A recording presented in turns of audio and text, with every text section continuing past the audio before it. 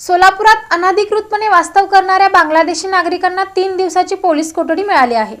MIDC police ठाण्यात हद्दीत 13व्या बांगलादेशी नागरिकास रविवारी रात्री पोलिसांनी ताब्यात घेतले। त्यास सोमवारी न्यायालयात हजर केले असता त्यास 13 मार्चपर्यंत पोलीस कोठडी मिळाली आहे। अनेसूर मोहम्मद अब्दुल कलाम शेख वय 33 राहणार बांगलादेश, सध्या राहणार जगदंबा रेडीमेड ड्रेसेस शेजारी MIDC असे अटकेत असलेल्या व्यक्तीचे नाव आहे। तो व्यक्ती मागील 12 वर्षापासून देशातील विविध भागात राहिला आहे। त्याचा जन्मदाखला हा बांगलादेशातील असल्याची माहिती समोर आली आहे। आतापर्यंत एकूण 13 बांगलादेशी व एक एजंट असे 14 जण अटकेत आहेत। प्रथम पकडलेल्या 12 जणांना मंगळवारपर्यंत पोलीस कोठडी मिळाली होती। त्यांची उद्या मंगळवार मुदत संपत असून त्यांना पुन्हा न्यायालयात हजर केले जाणार असल्याचे पोलिसांनी सांगितले।